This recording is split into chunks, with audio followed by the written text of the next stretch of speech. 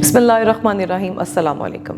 मेरा नाम सैयदा नुजरत अली है और आज हम छठी जमात की उर्दू की किताब के पहले सबक के बारे में पढ़ेंगे, जो कि एक नज़्म है और हम की बुनियाद पर है।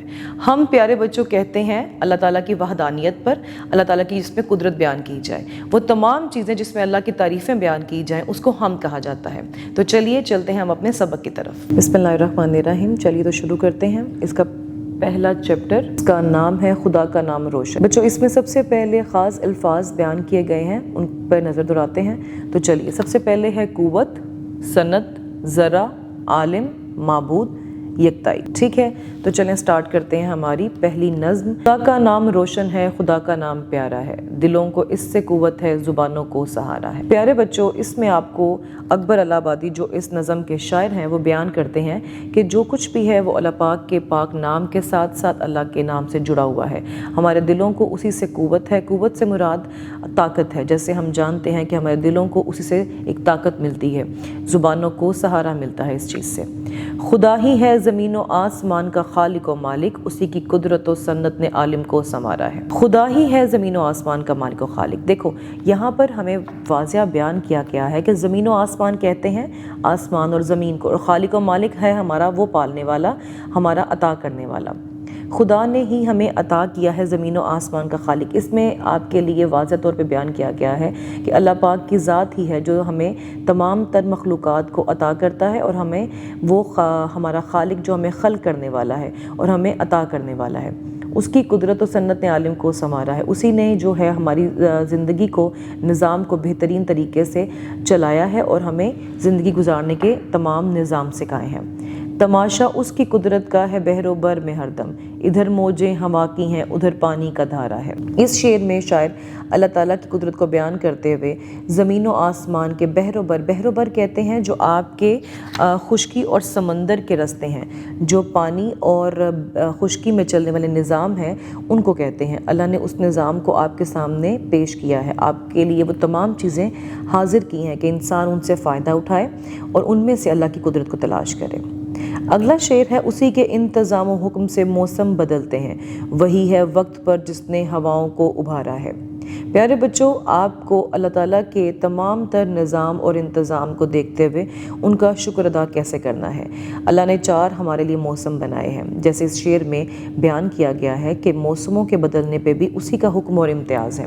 वो 4 मौसम हमारे इंसानों के लिए तैयार किए गए हैं ताकि इंसान उनसे फ़ायदा उठा सके, जैसे गर्मी, सर्दी, ख़ज़ां और बहार। उन तमाम मौसमों के अलग अलग से सीज़न में फल आते हैं, अलग अलग जो हैं फूल पौधे उगते हैं और उनसे फ़ायदा इंसान उठाए और उसके बाद अल्लाह का शुक्र अदा करें। अगले शेर में शायर कहता है, कोई ज़र्रा नहीं आलिम में उसके इल्म से बाहर, जो मर्ज़ी उसकी है दखल उसी में दे ये किसको यारा है। इसकी तशरीह करते हुए हम अल्लाह ताला की इस ज़ात के बारे में इल्म रखते हैं कि वो अपनी मर्ज़ी का ख़ुद से मालिक है, वो किसी के इख्तियार को नहीं जानता, वो हर चीज़ इस आलिम में, आलिम कहते हैं इस दुनिया में, इस कायनात में, कोई ज़र्रा नहीं आलिम में उसके इल्म से बाहर, कोई चीज़ ऐसी नहीं है जो इस पूरी दुनिया, इस कायनात में उसके इल्म से बाहर हो।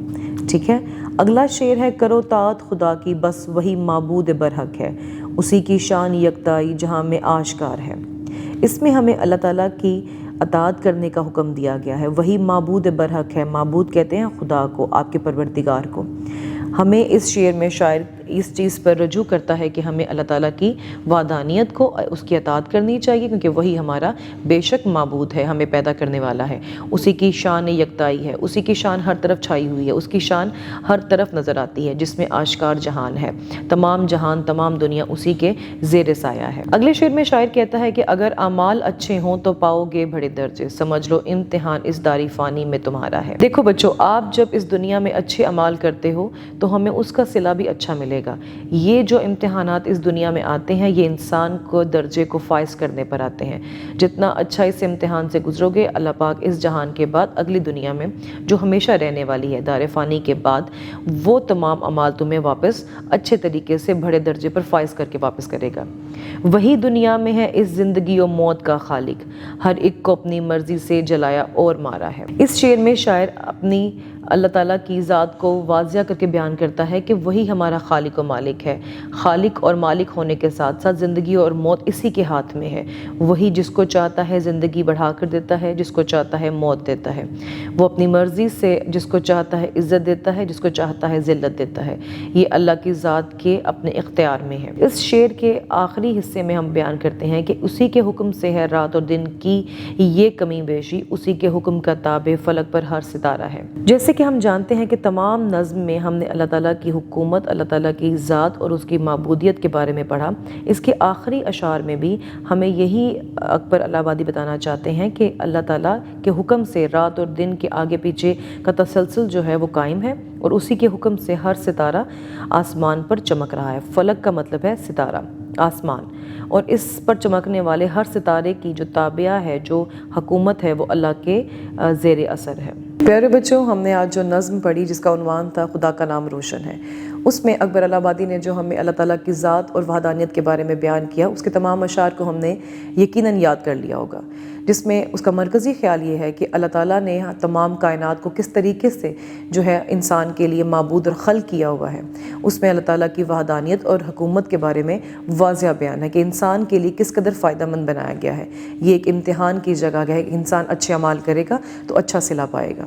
پیارے بچوں، ملتے ہیں اب نئے سبق میں نئی ویڈیو کے ساتھ، تب تک کے لیے اپنا بہت خیال رکھیے۔ اللہ حافظ۔